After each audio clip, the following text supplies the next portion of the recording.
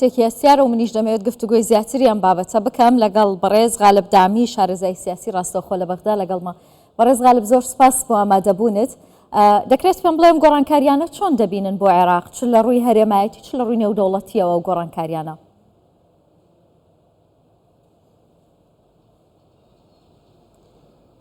السلام عليكم ورحمة الله وبركاته. بەڵێ سڵاو لێ و بینەران زۆر سپاس بۆ ئێوە. ڕاستیەکەی گۆڕانکاریەکان ئێستا گۆڕانکاری خێرا و کتوپڕن.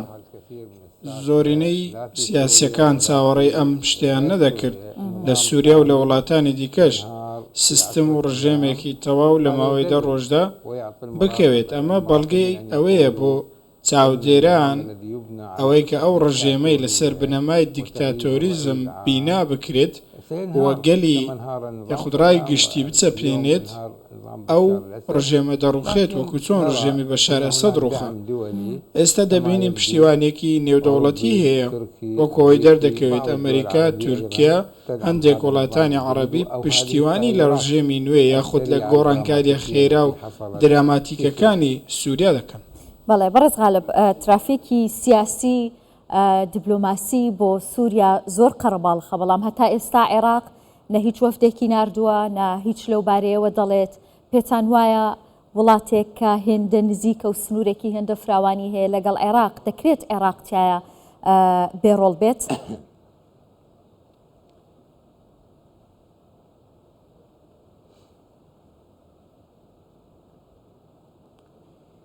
شوف يعني أنت تعرف النظام في العراق وەکو دەزانن سیستمی حکومڕانی لە عێراق یاخود سیستمی عێراق بەگشتی زۆرێک لە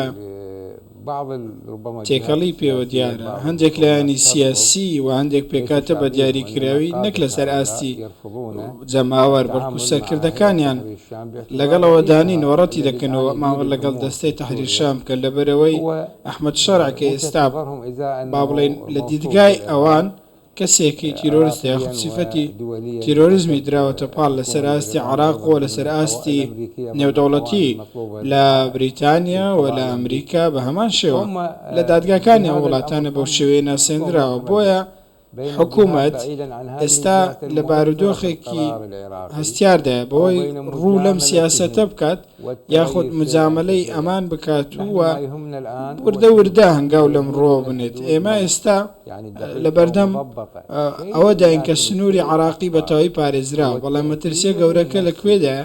مەترسیە گەورەکە لە کاریگەری دەرونی و کاریگەری باوەڕیدایە.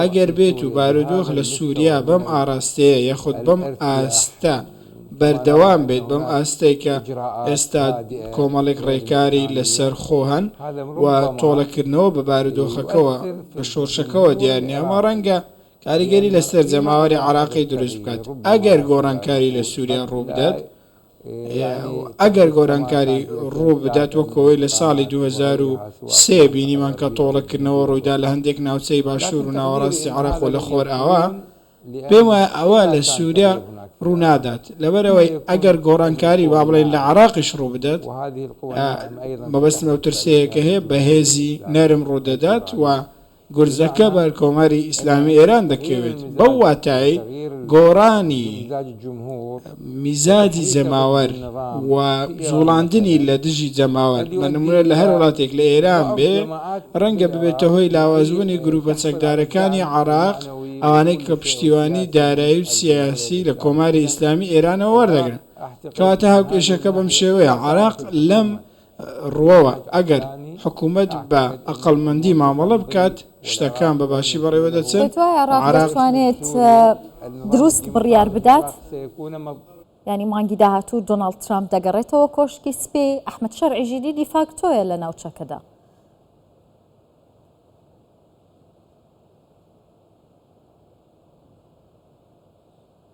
نعم سؤال غير واضح.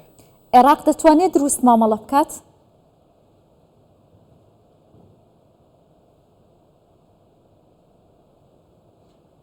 يعني أعتقد عاجلا أم آجلا من پێم وایە زوو بەیان درەنگ دەبێت حکوومەتی عێراق بە دروستی ماوەڵە بکات یاخود دەبێ مامەڵە لەگەڵ حکوومەتی ئێستا سووریا بکات چونکەمە ئیرادەی خەڵکی سووریا ڕاستە حکوومەتی ئێستا حکوومەتێکی کاتی ڕاگوزەرە بەڵام ماوەی چەند مانگی داهاتوو ئەوە دەردەکەوێت کە حکوومەتی عێراق چۆن مامەڵە لەگەڵ سووریا دەکەن ڕاستە ئەو سەرۆکات لەلایەن دادگای عراقی داواکراوە بەوەکەوەی ئێمە بیستومانە و پێمان گەیشتووە لە چەند سەرچاوەیەکی متمانە پێکراو کە داواکراون لە دادگاکانی عێراق کەواتە عێراق لە بارودۆخێکی ناخۆشدایە بە هەمان شێوە دۆناڵد ترامپ سەرۆکی ئەمریکا لە دادگای عێراق داواکراوە سەرۆکی ئێستای یاخود سەرۆکی ئیدارەی کاتی سووریا ئەمیش بە هەمان شێوە لە دادگای عێراقی داواکراوە کەواتە بابەتی مامەڵەکردن لەگەڵ سووریا کە سەرۆکی سیستمەکە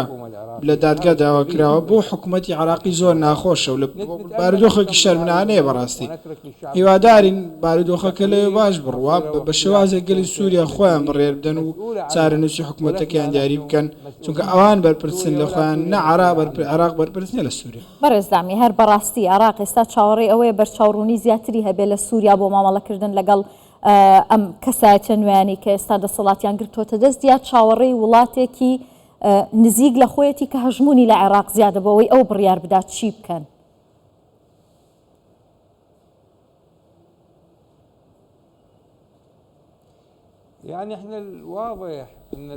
ڕاستیەکەی ئەوەی ڕوونە عێراق تاکڕەوانە یاخود تاکە لە مامەڵەکردن لەگەڵ سووریادا لەبەرەوەی سووریا لە ساڵی 2012 لە سەرەتای دروستبوونی گرژەکانەوە بەر لەوەش لە دواتر کە هاتنە سەر مووسڵ و هەڕەشەیان لە ناوچەکانی دیکە عێراق کرد و گەیشتنە ئەنبار و گەیشتنە پشتێنی بەغداش ئەم کۆمەڵە گروپە جیهادیانە وای کردوون کە عێراق وریابێ لە مامەڵەکردن لەگەڵ سووریا جگە لەوەش وڵاتی دیکە هەن وەکو ئوردن و مسر و ئیمارات و سعودیا هەمویان لە گەشەکردنی ئەم هەزرەت جیهادیە دەترسن کە لەوێەوە بە جۆرێکە زۆرەکان سەرچاوی گرتووە کەواتە مەترسێک هەیە بەڵام عێراق مەترسیەکەی لە گواستنەوەی ئەو گروپە چەکدارانە شتێک نییە ڕۆ بەدات بەڵکو مەترسەکە لە دیوێکی دیکەیە پەیوەندی بە پرسی بوونی پەیوەندی